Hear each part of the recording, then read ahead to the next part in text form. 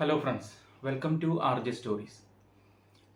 അപ്പോൾ ഇന്ന് നമുക്ക് ഒരു സ്പൈഡർമാനെ പരിചയപ്പെടാം. സ്പൈഡർമാൻ എന്ന് പറഞ്ഞു കഴിഞ്ഞാൽ സ്പൈഡർമാൻ ഓഫ് പാരീസ് എന്നറിയപ്പെടുന്ന വെറാൻ ടോമിക് എന്ന് പറഞ്ഞൊരു കള്ളനെ പരിചയപ്പെടാം. എല്ലാവരും നല്ല വ്യക്തിത്വമുള്ള സ്പൈഡർമാൻ അല്ലേ സിനിമകളിലൊക്കെ കണ്ടിട്ട്. എന്നാൽ യഥാർത്ഥത്തിൽ ഒരു സ്പൈഡർമാൻ ഉണ്ട് പാരീസിൽ. ആൾ പക്ഷെ കള്ളനാണ്. അപ്പോൾ പുള്ളിയുടെ കഥ നമുക്ക് പരിശോധിക്കാം. പുള്ളിയുടെ ഒരു സ്റ്റൈൽ എന്ന് പറഞ്ഞാൽ ഡിഫറൻ്റ് ആണ്. അപ്പോൾ ഈ വെറാൻ ടോമിക് എന്ന് പറഞ്ഞു കഴിഞ്ഞാൽ വളരെ ചെറുപ്പത്തിൽ അമ്മയുടെ അച്ഛൻ്റെ അടുത്ത് നിന്ന് പിരിഞ്ഞ് അവർക്ക് അമ്മയ്ക്ക് ശാരീരിക ബുദ്ധിമുട്ടുള്ളതുകൊണ്ട് കുട്ടീനെ നോക്കാൻ പറ്റാത്തതിൻ്റെ പേരിൽ അങ്കിളിൻ്റെയും ആൻറ്റിൻ്റെയും അടുത്താണ് ടോമിക്ക് വളരുന്നത്. അങ്ങനെ ടോമിക്ക് ഒരു 11 വയസ്സ് വരെ അമ്മാവൻ്റെയും അമ്മായിയുടെയും കൂടെ വളർന്നതിന് ശേഷം പുള്ളി തിരിച്ച് പാരീസ് തെരുവുകളിൽ വരികയാണ്. അങ്ങനെ പാരീസ് തെരുവുകളിലാണ് പിന്നെ പുള്ളി വളരുന്നത്. അവിടെ ചെറിയ ചെറിയ മോഷണങ്ങൾ നടത്തുക, അങ്ങനെയുള്ള പരിപാടിയായിട്ട് പുള്ളി ഇങ്ങനെ പാരീസ് തെരുവുകളിലാണ് വളരുന്നത്. അങ്ങനെ പുള്ളി ഒരു 18 വയസ്സായി കഴിഞ്ഞ് കഴിയുമ്പോൾ പുള്ളി ആർമിയിൽ ചേരുന്നു. ടോമിക് എന്ന് പറഞ്ഞാൽ ഈ parkour, free style running, climbing, ബിൽഡിങ്ങിൻ്റെ എന്തെങ്കിലും മുകളിലേക്കൊക്കെ കയറുക, അതിനൊക്കെ ഭയങ്കര എക്സ്പേർട്ട്, ഭയങ്കര താല്പര്യമുള്ള ആളാണ്. അങ്ങനെ ആർമിയിലെത്തിയപ്പോഴാണ്. അങ്ങനെ ആർമിയിലെത്തിയതിന് ശേഷം പുള്ളിക്ക് ആർമി ട്രെയിനിങ് കൂടി കിട്ടിക്കഴിയുമ്പോൾ പുള്ളി ഭയങ്കര എക്സ്പേർട്ട് ആവുകയാണ്. അതായത് building climb, free style climb ചെയ്യും. പ്രത്യേകിച്ച് റോപ്പ് ഒന്നും ആവശ്യമില്ല പുള്ളിക്ക്. അതുപോലെ അങ്ങനെ ഫിസിക്കലി ഭയങ്കര ഫിറ്റുമാണ്. ഒരു 6 അടി ഹൈറ്റ്, ഫിസിക്കലി ഭയങ്കര ഫിറ്റ് ആയിട്ടുള്ള ആളാണ് ഈ ടോമിക്ക്. അങ്ങനെ ടോമിക്ക് കുറേ നാൾ ആർമിയിൽ വർക്ക് ചെയ്തതിന് ശേഷം പുള്ളിക്ക് ബോറടിച്ച് പുള്ളി ആർമി വേണ്ടാന്ന് വെച്ചിട്ട് പുള്ളി തിരിച്ച് കുറച്ചുകൂടി ഈസി മണി എന്നുള്ള നിലയ്ക്ക് പുള്ളി തിരിച്ച് പാരീസിലേക്ക് തിരിച്ചു വരും. അങ്ങനെ പാരീസിൽ പുള്ളി തിരിച്ചു വന്നപ്പോൾ പുള്ളി വീണ്ടും മോഷണങ്ങളിൽ ഏർപ്പെടാണ്. വീണ്ടും മോഷണങ്ങൾ എന്ന് പറഞ്ഞു കഴിഞ്ഞാൽ പുള്ളി റിച്ച് ആയിട്ടുള്ള ആൾക്കാർ താമസിക്കുന്ന ഏരിയകളിൽ അപ്പാർട്ട്മെൻറ്റുകൾ നോക്കി വയ്ക്കും. അപ്പാർട്ട്മെൻറ്റുകൾ നോക്കി വെച്ചിട്ട് ഈ ബിൽഡിങ്ങുകളിൽ രാത്രിയിൽ ഫ്രീ സ്റ്റൈൽ ക്ലൈംബ് ചെയ്യണം. അപ്പോൾ പണ്ട് എന്നൊക്കെ വെച്ച് കഴിഞ്ഞാൽ ആ ഒരു കാലഘട്ടത്തിൽ പാരീസ്, ഫ്രാൻസ്, അങ്ങനെ യൂറോപ്പിലെ ഏത് രാജ്യങ്ങളിൽ വളരെ ജനസംഖ്യ കുറവുള്ളതുകൊണ്ട് വൈകുന്നേരം കഴിഞ്ഞാൽ അധികം ആളൊന്നും ചിലപ്പോൾ ഉണ്ടാവില്ല. കുറച്ച് നമുക്ക് തന്നെ പഴയ വീഡിയോകളൊക്കെ കണ്ടാൽ മനസ്സിലാവും. കുറച്ച് ആളുകൾ നടന്നു പോകുന്നുണ്ടാവും, കുറച്ച് കാറുകൾ പോകുന്നുണ്ടാവും. അങ്ങനെ ഒത്തിരി റഷ് ഉള്ളതല്ല. ഇപ്പോഴാണ് യൂറോപ്പ് ഇത്ര റഷായത്. അഭയാർത്ഥികൾ വന്ന് കുടിയേറി പാർത്ത് അവർ പെരുകി പെരുകി പെരുകി ഇപ്പോൾ ഭയങ്കര ക്രൗഡഡാണ് യൂറോപ്പ് മൊത്തം. എന്നാൽ പക്ഷെ അന്ന് അങ്ങനെയല്ല. അന്ന് ഭയങ്കര ശാന്തതയും ഭയങ്കര പോപ്പുലേഷൻ കുറഞ്ഞൊരു സ്ഥലമാണ്. അങ്ങനെ പുള്ളിയുടെ പരിപാടി ഫ്രീ സ്റ്റൈലായിട്ട് കയറും. അത് 15-20 നിലയുള്ള ബിൽഡിങ്ങുകളുടെ മുകളിലേക്ക് ഫ്രീ സ്റ്റൈലിൽ ക്ലൈംബ് ചെയ്യും പുള്ളി. അതായത് ഒന്നും വേണ്ട, റോപ്പും വേണ്ട, വെറും കൈയും കാലും കൊണ്ട് പുള്ളി കയറിപ്പോവും. സിമ്പിളായിട്ട്. ഹെവി റിസ്ക് ആണ്, പക്ഷെ പുള്ളി അത് ഈസി ആയിട്ട് ചെയ്യും. ഇപ്പോൾ ബിൽഡിങ്ങുമ്പോൾ കാണാം, ചില ബിൽഡിങ്ങുമ്പോൾ ഇങ്ങനെ ഈ തേപ്പിൻ്റെ പ്ലാസ്റ്ററിങ്ങിൻ്റെ ഇടയിൽ ഇങ്ങനെ ഒരു ഡിസൈൻ ഇട്ടിട്ടുണ്ടോ, ഒരു 2 ഇഞ്ച് 3 ഇഞ്ച് രീതിയിൽ ഇങ്ങനെ ഒരു കട്ടിങ് പോലെ ഡിസൈൻ ഉണ്ട്. അത്ര മതി, വിരലിങ്ങനെ പിടിക്കാനുള്ള ഡിസൈൻ മാത്രം. ആ ഡിസൈനും മാത്രം കൊണ്ട് കയറിപ്പോകും പുള്ളി. അത്രയ്ക്ക് എക്സ്പേർട്ടാണ് ബിൽഡിങ്ങുകൾ കയറാന്ന് വെച്ച് കഴിഞ്ഞാൽ. അപ്പോൾ പുള്ളി ബിൽഡിങ്ങുകളുടെ മുകളിൽ എത്തിക്കഴിഞ്ഞാൽ 15 അതിന് മുകളിൽ നിലയുള്ള അതിലും മുകളിൽ അപ്പാർട്ട്മെൻറ്റുള്ള നിലകളുടെ മുകളിൽ എത്തിക്കഴിഞ്ഞ് കഴിഞ്ഞാൽ സെക്യൂരിറ്റി പിന്നെ അവിടെ ഭയങ്കര കുറവാണ്. കാരണം അത്ര വലിയ ബിൽഡിങ്ങിൽ ആര് കയറാനാണ്. അപ്പോൾ അവിടെയൊക്കെ ചെറിയ വെന്റിലേഷൻ, വലിയ ചെറിയ വിൻഡോ, അങ്ങനെ സംഭവങ്ങളൊക്കെ ഗ്ലാസ് ആണ്. പ്രത്യേകിച്ച് അതിന് സെക്യൂരിറ്റി കാര്യങ്ങളോ അതൊന്നുമില്ല. അപ്പോൾ അങ്ങനെയുള്ള സ്ഥലങ്ങളിൽ ആൾക്കാർ ഉറങ്ങിയിടുമ്പോൾ റിച്ച് ആൾക്കാരുടെ ബിൽഡിങ്ങുകളിൽ മുകളിൽ കയറുക, ഒരു അപ്പാർട്ട്മെൻറ്റിൽ കടന്ന് ചെല്ലുക. കടന്ന് ചെന്ന് വില കൂടിയ വാച്ചുകൾ, സ്വർണ്ണാഭരണങ്ങൾ, ഇതൊക്കെ ഡയമണ്ട്, അങ്ങനെ സാധനങ്ങൾ മോഷ്ടിച്ച് പല പല സ്റ്റോറുകളിൽ വിൽക്കുകയാണ് പിന്നെ ടോമിക്ക് ചെയ്തുകൊണ്ടിരുന്നത്. അങ്ങനെ ഒരു സുപ്രഭാതത്തിൽ ടോമിക്ക് ഒരു റിച്ച് മാൻ്റെ അപ്പാർട്ട്മെൻറ്റിൽ ചെന്ന് കഴിയുമ്പോൾ അവിടെ കാര്യമായിട്ട് പുള്ളിക്കൊന്നും കിട്ടില്ല. പക്ഷെ അപ്പോൾ പുള്ളി ചുമരുകൾ നിറയെ പെയിൻറ്റിങ്ങുകൾ കാണാണ്, നല്ല ആൻറ്റിക് പെയിൻറ്റിങ്ങുകൾ. അപ്പോൾ പുള്ളിക്കത് കണ്ട് ഭയങ്കര ഇഷ്ടപ്പെടും. അങ്ങനെ പുള്ളി 2-3 ആൻറ്റിക് പെയിൻറ്റിങ്ങുകൾ അവിടെ നിന്ന് മോഷ്ടിക്കുന്നു, പിക്കാസോടെയൊക്കെ. അങ്ങനെ ഈ സാധനം ഇത് മോഷ്ടിച്ച് കഴിഞ്ഞിട്ട് പുള്ളി കൊണ്ടുവന്ന് ഒരു ആൻറ്റിക് ഷോപ്പിൽ കൊണ്ട് വിൽക്കും. ആൻറ്റിക് ഷോപ്പിൽ അങ്ങനെ ഈ ആൻറ്റിക് ഷോപ്പുകാരനായിട്ട് പുള്ളി പരിചയത്തിലാവും. കോർവസ് എന്നാണ് ഈ ആൻറ്റിക് ഷോപ്പുകാരൻ്റെ പേര്. അപ്പോൾ പുള്ളിക്ക് ഈ അണ്ടർവേൾഡായിട്ട് ഭയങ്കര കണക്ഷനും ഇതുപോലെ സ്മഗ്ലിംഗ് ആയിട്ടും തെഫ്റ്റ് വഴി എത്തിപ്പെടുന്ന സാധനങ്ങൾ പുള്ളിയുടെ ആൻറ്റിക് ഷോപ്പിലിട്ട് വിൽക്കലാണ് പുള്ളിയുടെ പരിപാടി. അങ്ങനെ ഇവരായിട്ട് ഭയങ്കര കണക്ഷനാവും. അങ്ങനെ ടോമിക്കിനോട് കോർവസ് പറയാണ്, നിനക്ക് ആർട്ട് മോഷിക്കാൻ താല്പര്യം ഉണ്ടെന്നുണ്ടെങ്കിൽ പുള്ളി ഒരു ലിസ്റ്റ് കൊടുക്കും. ഒരു കുറേ പഴയ പെയിൻറ്റേഴ്സിൻ്റെ ലിസ്റ്റ് കൊടുക്കും. ക്ലൗഡി മോണറ്റ്, മോഡിഗ്ലിയാനോ, പിക്കാസോ, റെനോയർ, അങ്ങനെ കുറേ പഴയ പെയിൻറ്റേഴ്സിൻ്റെ ലിസ്റ്റ് കൊടുക്കും. നിനക്ക് മോഷ്ടിക്കാൻ പറ്റിയെങ്കിൽ മോഷ്ടിച്ചുകൊണ്ട് നിനക്ക് ഞാൻ ഓരോ പെയിൻറ്റിങ്ങിനും 50,000 യൂറോ വെച്ച് തരാമെന്ന് പറയും ടോമിക്കിനോട്. അങ്ങനെ ടോമിക്ക് അങ്ങനെ നടന്ന് പാരീസിലെ മ്യൂസിയം ഓഫ് മോഡേൺ ആർട്ടിൻ്റെ മുന്നിലെത്തണം. അങ്ങനെ പുള്ളി ഇതിങ്ങനെ ഇങ്ങനെ സെർച്ച് ചെയ്യും, ഇതിങ്ങനെ ചുറ്റും നടന്നത് കാണുകയും ഇതിൻ്റെ ബിൽഡിങ്ങിൻ്റെ രൂപം ഇതിനെക്കുറിച്ച് പഠിക്കുകയും അവിടുത്തെ സെക്യൂരിറ്റി കാര്യങ്ങളൊക്കെ കുറിച്ച് പഠിക്കുകയൊക്കെ പുള്ളി ചെയ്യും. അങ്ങനെ പുള്ളി മനസ്സിലാക്കും ഇതിൻ്റെ രാത്രിയിൽ ഇതിൽ സെക്യൂരിറ്റി ചെക്കിങ് ഒരു റൗണ്ട് കഴിഞ്ഞ് കഴിഞ്ഞാൽ പിന്നെ അത് 2 മണിക്കൂർ ഗ്യാപ്പ് ഉണ്ട്. അത് മാത്രമല്ല ഇതിൻ്റെ ഉള്ളിലും സെക്യൂരിറ്റി ചെക്കിങ് അങ്ങനെയുള്ള സംഭവങ്ങളുണ്ടെന്ന് പുള്ളി മനസ്സിലാക്കുകയാണ്. അങ്ങനെ പുള്ളി ഹോംലെസ് മാൻ്റെ പോലെ ഇടയ്ക്ക് ഇതിൻ്റെ വലിയ വിൻഡോ ആണ്, ഈ വിൻഡോയുടെ അവിടെ പോയി പുള്ളി ബർഗറൊക്കെ തിന്ന് ഇങ്ങനെ രാത്രിയിൽ ഇങ്ങനെ ഇരിക്കും. എന്നിട്ട് അതിൻ്റെ ഉള്ളിലേക്കൊക്കെ പുള്ളി ഇങ്ങനെ നോക്കും. അപ്പോൾ ഉള്ളിൽ നോക്കുമ്പോൾ ഉള്ളിൽ സിമ്പിളായിട്ട് ഇങ്ങനെ ടോർച്ച് അടിച്ച് 2 പേര് ചെക്കിങ്ങിന് ഇങ്ങനെ ചെക്ക് ചെയ്ത് പോകുന്നുണ്ട്. അപ്പോൾ പുള്ളിക്ക് മനസ്സിലാവും ഇതിൽ പ്രത്യേകിച്ച് വേറെ അലാറമോ അങ്ങനെ സംഭവങ്ങളൊന്നും ഇല്ല, അത് വർക്കിംഗ് അല്ല എന്ന് പുള്ളിക്ക് മനസ്സിലാവും. അങ്ങനെ പുള്ളി ഇത് മോഷ്ടിക്കാൻ വേണ്ടി തയ്യാറാണ്. അങ്ങനെ ഈ വിൻഡോ ഈസി ആയിട്ട് ഓപ്പൺ ചെയ്യാൻ പറ്റുമെന്ന് ടോമിക്കിന് മനസ്സിലാവും. അങ്ങനെ ടോമിക്ക് ഇങ്ങനെ ചുരണ്ടി നോക്കുമ്പോൾ ഇതിന് നട്ടൊക്കെ ഊരാൻ പറ്റുന്ന രീതിയിലാണ്. അങ്ങനെ പുള്ളി കുറേ ദിവസത്തെ റിസർച്ചിന് ശേഷം പുള്ളി ഇതിനു വേണ്ടി ടൂൾസുകൾ സംഘടിപ്പിക്കും. ഗ്രൈൻഡ് ചെയ്യാനുള്ള സാധനങ്ങൾ, അങ്ങനെയുള്ള സംഭവങ്ങളൊക്കെ, നട്ടഴിക്കാനുള്ള ഉപകരണങ്ങൾ, ഇങ്ങനെയുള്ള സംഭവങ്ങളൊക്കെ സംഘടിപ്പിച്ചിട്ട് പുള്ളി ഒരു ദിവസം അങ്ങനെ പോയിട്ട് അവിടെ ഒരു കർട്ടൻ, ഈ വിൻഡോയിൽ ഒരു കർട്ടൻ ഇട്ട് ആ കർട്ടൻ്റെ വിൻഡോൻ്റെ ഇടയിൽ നിന്നിട്ട് പുള്ളി മെല്ലെ ഓരോ നട്ടൊക്കെ അഴിച്ച് അത് വീണ്ടും നട്ടഴിച്ച ഭാഗം അറിയാണ്ടിരിക്കാൻ വേണ്ടി അവിടെ ക്ലേ വെച്ച് അടച്ച് അങ്ങനെ 6 രാത്രി കൊണ്ട് ഇതിലെ കംപ്ലീറ്റ് നട്ടുകൾ പുള്ളി അഴിക്കുക, 6 നൈറ്റ് എടുത്തിട്ട്. അപ്പോൾ ഞാൻ പോപ്പുലേഷൻ്റെ കാര്യം പറഞ്ഞല്ലോ, ഈ യൂറോപ്പിൽ പൊതുവെ പണ്ട് ഭയങ്കര പോപ്പുലേഷൻ കുറവുള്ള രാജ്യങ്ങളായതുകൊണ്ട് ആ ഒരു സമയം അധികം ആളുകളില്ല. നമ്മുടെ ഇവിടുത്തെ ടൗണുകളിലൊന്നും അത്ര പെട്ടെന്നൊന്നും ഇങ്ങനെയൊന്നും ഇരുന്ന് 6 ദിവസം കൊണ്ടൊക്കെ പോയി ഒരു വിൻഡോ അയക്കാനൊന്നും പറ്റില്ല. പക്ഷെ അന്നത്തെ കാലത്ത് പറ്റുമായിരുന്നു. അങ്ങനെ പുള്ളി ഇതെല്ലാം അഴിച്ച് ഒരു ദിവസം പുള്ളി കാറ് കൊണ്ടിട്ടതിന് ശേഷം പുള്ളി മെല്ലെ വന്ന് സെക്യൂരിറ്റി ചെക്കിങ് ഒക്കെ കഴിഞ്ഞതിന് ശേഷം പുള്ളി വന്ന് ഈ വിൻഡോ അഴിച്ച് മാറ്റി ഉള്ളിലേക്ക് കിടക്കണം.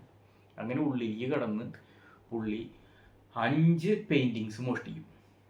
5ാമത്തെ മോഷ്ടിച്ച് കഴിയുമ്പോൾ പുള്ളിക്ക് അങ്ങനെ ഒരു സൗണ്ട് കേൾക്കും. സെക്യൂരിറ്റി അങ്ങനെ സൗണ്ട് കേട്ടിട്ട് ആള് വേണ്ടാന്ന് വെച്ച് പുറത്ത് പോരും. അങ്ങനെ 5 എണ്ണം കൊണ്ട് പുറത്ത് വെച്ച് അതിന് ഫ്രെയിം അഴിച്ച് മാറ്റും. പുറത്ത് വെച്ചിട്ട് ഫ്രെയിം അഴിച്ച് മാറ്റി പെയിൻറ്റിങ് മാത്രം എടുത്ത് പുള്ളി കാറിൽ വെച്ചിട്ട് നേരെ കാർ ഓടിച്ച് പോകും. എന്നിട്ട് കാർ ഒരു സ്ഥലത്ത് കൊണ്ട് പുള്ളി പാർക്ക് ചെയ്ത് കുറേ നേരം പുള്ളി വെയിറ്റ് ചെയ്യും. നേരം വെളുക്കണവരെ ആൾക്കാരെ റഷ് ആവണവരെ വെയിറ്റ് ചെയ്യും. അങ്ങനെ റഷ് ആയതിന് ശേഷം പുള്ളി കാർ ഓടിച്ച് ഈ കോർവസ് ആയിട്ട് മുന്നേ മീറ്റ് ചെയ്യാന്ന് പറഞ്ഞിട്ടുള്ള ഒരു അപ്പാർട്ട്മെൻറ്റിൻ്റെ അണ്ടർഗ്രൗണ്ടിൽ പാർക്കിങ്ങിൽ എത്തും. അങ്ങനെ പാർക്കിങ്ങിൽ വെച്ച് ഇവരിത് കൈമാറും, പെയിൻറ്റിങ്സ് കൈമാറും. അപ്പോൾ കോർവസ് പറയും, കുറച്ച് നാളുകൾക്കുള്ളിൽ നിനക്ക് ഞാൻ പൈസ നിന്റെ തരാം, തൽക്കാലം നീ പൊക്കോളൂ എന്ന് പറയും. അങ്ങനെ ടോമിക്ക് പോവും. ടോമിക്ക് ക്ഷീണം കാരണം പോയി വൈനൊക്കെ അടിച്ച് കിടന്നുറങ്ങും. അങ്ങനെ ഒരാഴ്ച കഴിയുമ്പോൾ ടോമിക്ക് വീണ്ടും കോർവസിൻ്റെ ഓഫീസിലേക്ക് ചെല്ലുകയാണ്.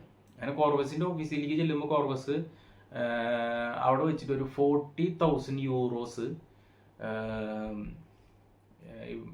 കൊടുക്കാണ് നമ്മുടെ ടോമിക്കിന്. എന്നിട്ട് പറയും ബാക്കി പൈസ ഞാൻ പിന്നീട് തരാം, സെറ്റിൽമെൻ്റ് ആയിട്ടില്ല, ഞാൻ ആർട്ട് വേറൊരാൾക്ക് കൈമാറിയിരിക്കുകയാണ്, അത് സെയിലായിട്ടില്ല, അത് കഴിയുമ്പോൾ നിനക്ക് സെയിലായി കഴിയുമ്പോൾ ബാക്കിയുള്ള എമൗണ്ട് നിനക്ക് തരാമെന്ന് പറയും. അപ്പോൾ ഏകദേശം 2,50,000 യൂറോ എങ്ങാണ്ടാണ് കിട്ടാൻ പോണത്. അപ്പോൾ ഓക്കെ പറഞ്ഞ ടോമിക്ക് വീണ്ടും പാരീസ് ടൗണുകളിൽ ഡെയിലി വൈകുന്നേരം അടിച്ചുപൊളിയാണ് പുള്ളി. വലിയ റെസ്റ്റോറൻറ്റിൽ കയറി ഫുഡ് അടിക്കുക, ബാറിൽ പോയി വെള്ളം അടിക്കുക. 40,000 യൂറോ ആണ് പുള്ളിയുടെ കയ്യിലിരിക്കുന്നത്. പിന്നെ പുള്ളിയുടെ ഒരു ഹോബി എന്ന് വെച്ച് കഴിഞ്ഞാൽ ഹോംലെസ് ആയിട്ടുള്ള ആൾക്കാരെയൊക്കെ വിളിച്ചുകൊണ്ട് പോയിട്ട് വലിയ ബാറുകളിലും ഹോട്ടലുകളിലൊക്കെ പോയി അവർക്ക് ഫുഡ് മേടിച്ചു കൊടുക്കുക. അങ്ങനെ ഒരു ഹോംലെസ് ആയിട്ടുള്ള ഒരു മനുഷ്യനെ ആയിട്ട് പുള്ളി പോകും, ആളായിട്ട് സംസാരിച്ച് അങ്ങനെ സ്മോൾ അടിച്ച് കുറച്ച് ഫിറ്റായി കഴിഞ്ഞ് കഴിയുമ്പോൾ ഞാനിങ്ങനെ ഈ ആർട്ട് ഈ ഹീസ്റ്റ് ചെയ്ത് ഞാനാണെന്നൊക്കെ ഇയാളോട് പറയും, ഒരു ഹോംലെസ് ആളോട് പറയും. പക്ഷെ ആളത് കാര്യമാക്കില്ല, ആളതങ്ങനെ മറന്ന് അങ്ങനെ അവർ പിരിയും. അങ്ങനെ കുറച്ച് നാൾ കഴിഞ്ഞത് ടി വിയിൽ ന്യൂസ് കാണിക്കുമ്പോഴാണ് ടോമിക്ക് മനസ്സിലാക്കണത് ഇത് താൻ മോഷ്ടിച്ച് ഇരിക്കുന്നത് വലിയൊരു എമൗണ്ടിൻ്റെ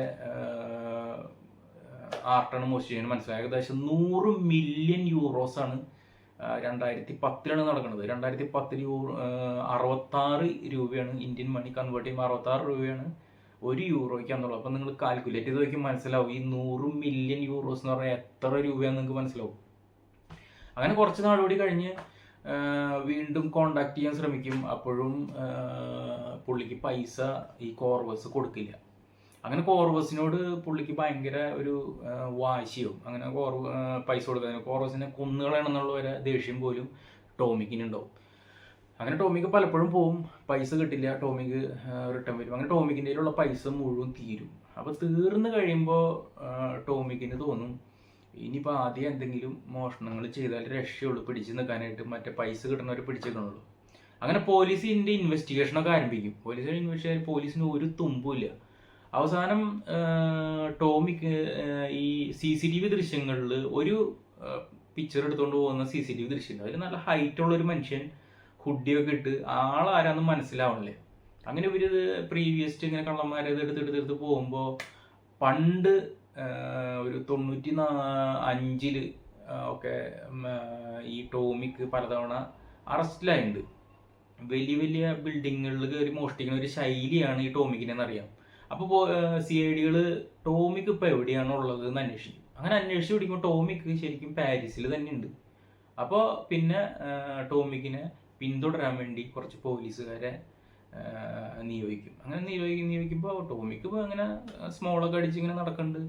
പക്ഷെ രാത്രികളിലൊക്കെ ഓരോ ബിൽഡിങ്ങുകളൊക്കെ നോട്ടം വെച്ച് പുള്ളിങ്ങനെ നടക്കണമായിട്ട് ഇവർക്ക് മനസ്സിലാവും. അപ്പോൾ ഇവർക്ക് എന്തെങ്കിലും തെളിവോടുകൂടി പിടിക്കണം, എന്നാലാണല്ലോ ഇത് ചെയ്യാൻ പറ്റുള്ളൂ. പക്ഷെ അപ്പോഴും ഈ ആർട്ട് ഹീസ്റ്റ് നടത്തിയത് ടോമിക്കാന്ന് ഇവർക്ക് ഉറപ്പില്ല. എന്നാലും വെറുതെ ഇങ്ങനെ ഫോളോ ചെയ്യും, രാത്രിയിൽ ഫോളോ ചെയ്യും. അങ്ങനെ ഏകദേശം ഒരു 6 മാസം അങ്ങനെ കടന്നു പോകും. അങ്ങനെ ടോമിക്കിന് ഫോൺ ടാപ്പ് ചെയ്യും. ഫോൺ ടാപ്പ് ചെയ്യുമ്പോൾ ടോമിക്ക് സംസാരിക്കുന്ന ഈ കോർവസ് ആയിട്ട് സംസാരിക്കുന്നുള്ള ഡീറ്റെയിൽ കിട്ടും. അങ്ങനെ കോർവസിൻ്റെ ആൻറ്റിക് ഷോപ്പും ഇവർ നിരീക്ഷിക്കാൻ തുടങ്ങും പോലീസുകാർ. അങ്ങനെ ഒരു സുപ്രഭാതത്തിൽ ഈ ടോമിക്ക് ചെറിയൊരു മോഷണം ഒരു അപ്പാർട്ട്മെന്റിൽ കയറി നടത്തുന്നത്. അത് ജ്വല്ലറിയാണ് മോഷ്ടിക്കുന്നത്. അത് മോഷ്ടിച്ച് തിരിച്ചിറങ്ങി കാറിന് ഡിക്കി തുറന്ന് നിൽക്കുന്ന സമയത്ത് ടോമിക്കിനെ പോലീസ് വളഞ്ഞ് അറസ്റ്റ് ചെയ്യും. അപ്പോൾ പോലീസിന് അതിൽ നിന്ന് കുറച്ച് 2 പഴയ പെയിന്റിങ്സ് കിട്ടും. മുന്നേ മോഷ്ടിച്ചാണ്, ചെറിയ പെയിന്റിങ്സ് ആണ്. ആ ഒരു പണക്കാരൻ്റെ വീട്ടിൽ നിന്ന് മോഷ്ടിച്ച് എല്ലാം വിറ്റിട്ടുണ്ടായിരുന്നില്ല. അപ്പോൾ ഇത് എവിടെ നിന്നാന്ന് ചോദിക്കുമ്പോൾ ടോമിക്കുള്ള സത്യം പറഞ്ഞാൽ അങ്ങനെ ഒരു ബിൽഡിംഗ് ഒരു ഇന്ന് മോഷ്ടിച്ചാണെന്ന് പറയും. അങ്ങനെ ടോമിക്കിനെ കുറെ ക്വസ്റ്റ്യൻ ചെയ്യും. അങ്ങനെ ടോമിക്കിനെ അറസ്റ്റ് ചെയ്ത് അങ്ങനെ ലോക്കപ്പിൽ പാർപ്പിക്കും. അങ്ങനെ ഒരു കോർവസിനെ വിളിപ്പിക്കണം. കോർവസിനെ വിളിപ്പിച്ച് കഴിയുമ്പോൾ കോർവസിനെ ക്വസ്റ്റ്യൻ ചെയ്തിട്ടൊന്നും കോർവസ് ഒന്നും പറയണില്ല, തെളിച്ച് പറയണില്ല. ഇപ്പം നമ്മുടെ ഇവിടുത്തെ പോലീസ് ഇതുപോലെ ടോർച്ചർ ചെയ്തൊന്നും പറയാൻ പാടില്ല. യൂറോപ്പിൽ ഒരിക്കലും ടോർച്ചർ ചെയ്യാനൊന്നും പറ്റില്ല. പോലീസ് കൃത്യമായി തെളിവുകൾ ശേഖരിച്ച് ഒരാളെ അറസ്റ്റ് ചെയ്ത് കോടതിയിൽ ഹാജരാക്കിയത് ക്ലെയിം ചെയ്യാന്നല്ലാണ്ട് ആളെ ദേഹോപദ്രവം ഉപയോഗിച്ചിട്ടോ അങ്ങനെയൊന്നും ക്വസ്റ്റ്യൻ ചെയ്യാനുള്ള അധികാരമില്ല. അപ്പം അങ്ങനെ കോർവസിനെ വെറുതെ വിടും. അങ്ങനെ കുറച്ച് ദിവസം കഴിഞ്ഞ് ഈ കോർവസിനെ വിട്ട് കഴിഞ്ഞിട്ട് ടോമിക്കിനോട് പറയും, കോർവസ് ഇവിടെ ഉണ്ടായിരുന്നു, ഞങ്ങൾ കോർവസിനെ ക്വസ്റ്റ്യൻ ചെയ്തായിരുന്നു എന്ന് പറയും ടോമിക്കിനോട്. അപ്പോൾ ടോമിക്കിന് പഴയ ദേഷ്യം നിൽക്കണം, ഈ പൈസ കൊടുക്കാത്തതിൻ്റെ ദേഷ്യം നിൽക്കണം. അപ്പം അങ്ങനെ കോർവസ് സൂഹിക്കണ്ട എന്നുള്ളൊരു മൈൻഡിൽ പെട്ടെന്ന് തന്നെ, പ്രത്യേകിച്ച് ഒന്നും പറയാതെ തന്നെ CIDകളൊക്കെ അത്ഭുതപ്പെടുത്തിക്കൊണ്ട് ടോമിക്ക് പറയും, ഞാനാണ് ഈ ഹീസ്റ്റ് നടത്തിയത്, ഞാനാണ് ഈ 5 ആർട്ട് മോഷ്ടിച്ച ആള്, ഇത് ഞാൻ കോർവസിനാണ് ഞാൻ കൊടുത്തിരിക്കുന്നതെന്ന് പറയും. അങ്ങനെ പെട്ടെന്ന് തന്നെ കോർവസിനെ അറസ്റ്റ് ചെയ്യും. കോർവസിനെ അറസ്റ്റ് ചെയ്തിട്ട് പിന്നെ കോർവസിനെ ക്വസ്റ്റ്യൻ ചെയ്യും. അപ്പോൾ കോർവസ് പറയും, ഞാൻ ബേൺ എന്ന് പറഞ്ഞ വേറൊരാൾക്ക് കൈമാറിയിട്ടുണ്ട് എന്ന് പറയും. അപ്പോൾ അയാളാണ് അത് വിൽക്കുന്നത്, അയാൾക്കാണ് കൈമാറിയാണെന്ന് പറയും. അങ്ങനെ ഈ ബേൺ എന്ന് പറയുന്ന ആള് ക്രിമിനൽ ബാക്ക്ഗ്രൗണ്ടുള്ള ആളെ അറസ്റ്റ് ചെയ്യും. ആളെ അറസ്റ്റ് ചെയ്ത് കഴിഞ്ഞിട്ട് ഇവർ ആർട്ട് കണ്ടെത്താൻ ശ്രമിക്കും. ആളുടെ അപ്പാർട്ട്മെന്റിലൊക്കെ പോയി നോക്കും, പക്ഷെ ഒരു രക്ഷയില്ല, ആർട്ടില്ല. അങ്ങനെ ഇയാൾ ക്വസ്റ്റ്യൻ ചെയ്യുമ്പോൾ ഇയാൾ പറയും, ഞാൻ ആ ആർട്ട് മുഴുവൻ നശിപ്പിച്ചോളൂ, ഞാൻ അതുകൊണ്ട് വിൽക്കാൻ സാധിച്ചില്ല. ഒരു ദിവസം എനിക്ക് മെൻ്റലി ട്രോമ പോലെ എനിക്ക് പെട്ടെന്ന് ദേഷ്യം വന്നു, ഞാൻ ആർട്ട് മുഴുവൻ വലിച്ചു കീറി എൻ്റെ പുറത്തുള്ള വേസ്റ്റ് കോട്ടയിൽ കൊണ്ടിട്ടു എന്ന് പറയും. അങ്ങനെ ഈ ആർട്ട് 5 ആർട്ട് 100 മില്യൺ യൂറോ വില വരുന്ന മാർക്കറ്റിൽ വിലയുള്ള ഈ ആർട്ട് അങ്ങനെ നശിപ്പിച്ച് കളഞ്ഞു എന്ന് പറയുന്നത്. അങ്ങനെ ഈ കേസ് കോർട്ടിൽ പോകും. കോർട്ടിൽ പോയി കഴിയുമ്പോൾ ഇവർക്ക് 3 ആൾക്കും ശിക്ഷ കിട്ടും. ബേണിന് 6 കൊല്ലം, കോർവസിന് 7 കൊല്ലം, മോഷണം നടത്തിയ നമ്മുടെ സ്പൈഡർമാന് ഏകദേശം 8 കൊല്ലം ശിക്ഷ കിട്ടും ടോമിക്കിന്. അപ്പോൾ ടോമിക്കിന് സ്പൈഡർമാൻ എന്നുള്ള പേര് വരാൻ കാരണം ഈ 95കളിലും അതിനു മുന്നും ഈ ബിൽഡിങ്ങുകളിൽ ഫ്രീ ഹാൻഡായിട്ട് ക്ലൈംബ് ചെയ്ത് മോഷണം നടത്തിയതുകൊണ്ടാണ് അന്ന് മുതലേ പുള്ളിക്കുള്ള പേരാണ് സ്പൈഡർമാൻ. അങ്ങനെ ഈ മോഷണത്തോടു കൂടി, ഈ മ്യൂസിയം മോഷണത്തോടു കൂടി പുള്ളി ഒരു വലിയൊരു കുപ്രസിദ്ധി ആർജിക്കുകയാണ് പാരീസിലും മൊത്തത്തിൽ, ഫ്രാൻസിലും മൊത്തത്തിൽ. അങ്ങനെ പുള്ളി സ്പൈഡർമാൻ ഓഫ് പാരീസ് എന്നറിയപ്പെടുകയാണ്. പിന്നെ അങ്ങനെ ജയിൽ ശിക്ഷയൊക്കെ കഴിഞ്ഞ് ഇപ്പോൾ നമ്മുടെ ടോമിക്ക് വെളിയിൽ ഇറങ്ങിയിട്ടുണ്ട്. പുള്ളി ഇപ്പോഴും ഇപ്പോൾ ഫ്രീ മാനാണ്. അങ്ങനെ പുള്ളി ഫ്രീ ആയിട്ട് ഇങ്ങനെ നടന്നുകൊണ്ടിരിക്കുകയാണ്. ഇതിൻ്റെ ഇടയ്ക്ക് ഇപ്പോൾ പുള്ളിക്ക് ഒരു ജയിലിൽ വെച്ച് തന്നെ ഒരു കാമുകി ഉണ്ടാവുന്നുണ്ട്. ബാഡ് ബോയ്സിൽ പിന്നെ കാമുകിമാർക്ക് വലിയ പഞ്ഞൊന്നുമില്ലല്ലോ. അത് നമ്മുടെ നാട്ടിലത് ലോകത്ത് എവിടെയല്ലോ അത്. അപ്പോൾ പുള്ളി ഇപ്പോൾ ഫ്രീ ബേർഡായിട്ട് നടക്കുന്നുണ്ട്. അങ്ങനെ ഒരു ഇൻട്രസ്റ്റിംഗ് കഥാപാത്രമാണ്. ഈ ഇത്രയും അതിസാഹസികനായ ഒരു കഥാപാത്രമാണ് ഈ ടോമിക് എന്ന് പറഞ്ഞ ആൾ.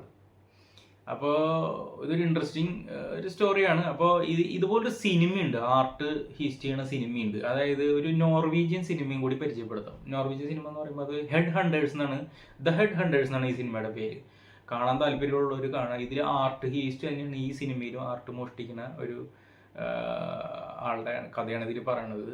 അത് മാത്രമല്ല, വളരെ ത്രില്ലിംഗ് ആയിട്ടുള്ള മൂവിയാണ്. അതിൽ ഒരു പ്രത്യേക രീതിയിലുള്ള ട്രാക്കിംഗ് സംവിധാനമൊക്കെ കാണിക്കുന്നുണ്ട് സിനിമയിൽ. നല്ലൊരു ത്രില്ലർ മൂവിയാണ് ഈ നോർവീജിയൻ സിനിമയെ ദ ഹെഡ് ഹണ്ടേഴ്സ്. അപ്പോൾ അതെല്ലാവരും കാണാൻ ശ്രമിക്കുക.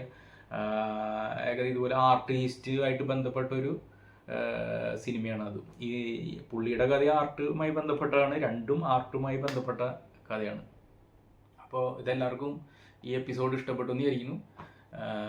അപ്പോൾ താങ്ക് യു. ഇനിയൊരു ഇൻട്രസ്റ്റിംഗ് സ്റ്റോറി ആയിട്ട് വീണ്ടും കാണുന്നവരെ RJ സ്റ്റോറീസ് സൈനിങ് ഓഫ്.